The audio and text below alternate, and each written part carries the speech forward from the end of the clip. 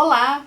Hoje venho comentar um pouquinho, sobre a minha coragem de encarar um livro sobre Mengele.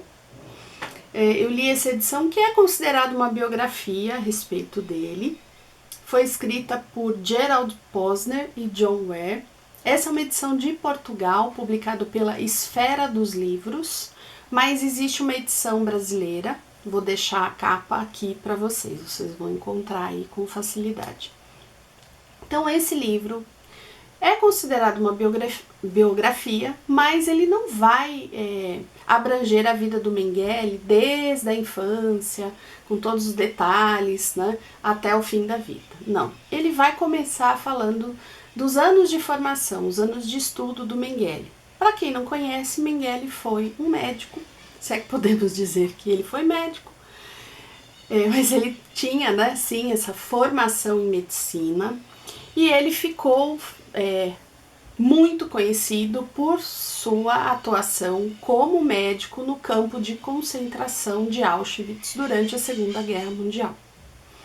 Então aqui, nesse primeiro capítulo dos anos de formação, eu achei interessante porque nós vamos ter o relato de pessoas que conviveram com Mengele, que o conheceram, e que vão dando pistas de quem era o Mengele, como era a sua personalidade, o seu comportamento, e aí vai se revelando características como Mengele era alguém que estava sempre muito bem vestido, ele estava sempre assim impecavelmente trajado, e isso era algo que chamava atenção na aparência do Mengele. Ele tinha características também como ser muito controlador, a própria vaidade, e essa vaidade envolvia tanto aspectos estéticos, da aparência dele, como a questão intelectual. O Mengele tinha uma necessidade muito grande de se destacar, de estar em evidência, o que mostra também que ele era muito competitivo.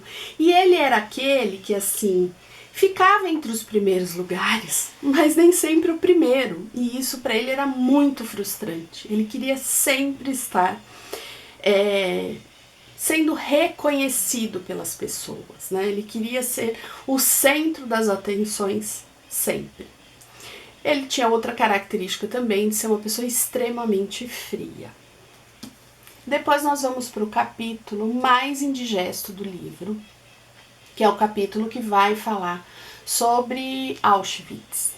Mengele passou 21 meses em Auschwitz. É muito tempo pensando no que ele fez lá. Mengele fez vários experimentos, experimentos genéticos, científicos, segundo a ciência dele.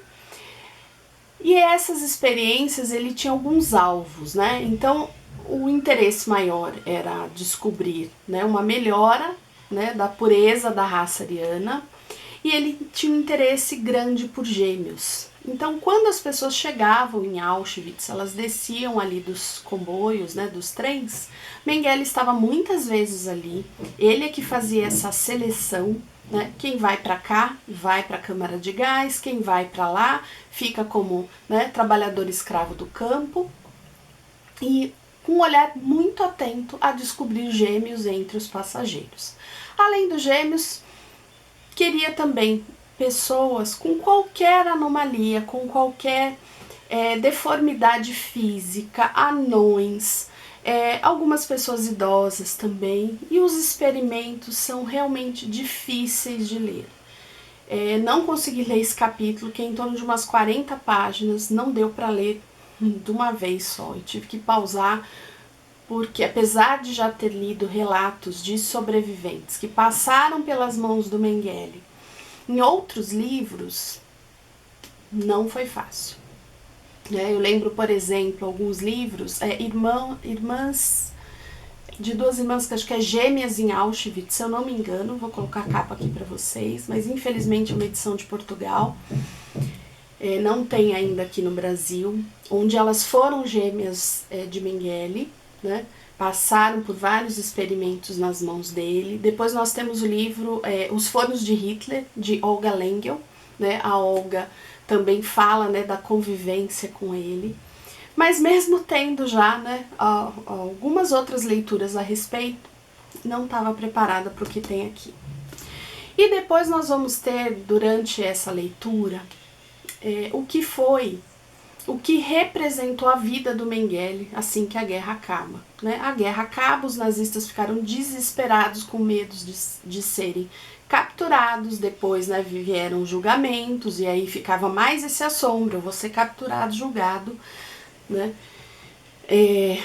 E ficava difícil, né? Apesar que eles tentaram esconder as evidências, mas no caso de Mengele, tantos relatos, tantos testemunhos de sobreviventes com as atrocidades, e muitos tiveram que viver o resto da vida com as deformidades físicas provocadas pelos experimentos dele. Então havia muitas, né, evidências da atuação dele no campo.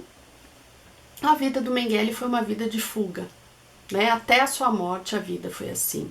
Ele sai da Alemanha, ele vai para mais um outro país na Europa, depois ele vem, né, para a América do Sul, né? Isso não é spoiler, porque isso é público. E aí nós vamos ter a passagem de Mengele pela Argentina, pelo Paraguai e pelo Brasil. Eu tô contando o livro inteiro? Não, porque o interessante, na verdade, é mergulhar nisso, né? Entender no início quem é Mengele, né? A formação dele, um pouco dele antes da experiência do campo.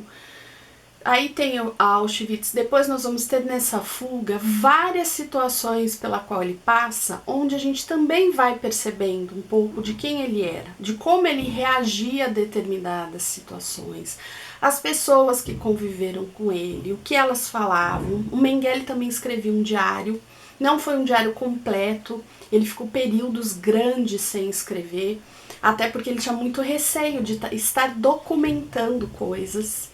Né? Essa ideia, né, persecutória era constante na vida dele. Ele vivia o tempo todo com receio de ser descoberto, mesmo usando identidade falsa. Alguns dias saía mais chamando atenção do que se escondendo. Imagina ele na América do Sul, no verão, andando por aí, né, com um casaco e com um chapéu. Né? Ele chamava a atenção de todo mundo, mas ele achava que ele estava se escondendo. Né? O pavor de ser descoberto era maior até do que muitas vezes a razão. Eu gostei muito da leitura, fiquei com um gostinho de algo que no fundo eu sabia que o livro não ia me entregar. E acho que muitos dos que buscam, né, ler sobre Mengele entender um pouco a mente dele. Né? Mas o livro, né, não tinha essa proposta, apesar de que a gente conhece sim mais sobre ele, né, sobre atitudes dele. Para isso a gente teria que ter uma análise psicológica muito séria e teria que ter material para que alguém conseguisse fazer isso, o que não é possível. Mesmo o livro passando a maior parte do tempo contando sobre a fuga dele, eu gostei muito. Né? Não ficou enfadonho, apesar que o livro ele descreve bem as situações, mas não é uma linguagem prolixa, é que são anos da vida dele, né? E a gente vai acompanhando naquelas diversas situações. Você fala, agora ele vai ser pego, né? Agora, né, vai acontecer. E quem tem interesse em saber um pouco mais sobre esse monstro, né, tá aqui, né, a sugestão de leitura, mas já aviso que não é uma leitura fácil, né? Principalmente, como eu disse, o segundo capítulo, ele é muito difícil de ler. Bom, essas são algumas das impressões, né, que eu posso contar para vocês a respeito dessa leitura de Mengele, sem soltar muito spoiler. Espero que vocês tenham gostado. Se gostaram, deixem um like. E se quiserem adquirir esse livro, né, pelo meu link da Amazon, ele tá aqui embaixo, é uma forma de você apoiar aqui o canal. Um beijo, desejo ótimas leituras para vocês e até o próximo vídeo. Tchau!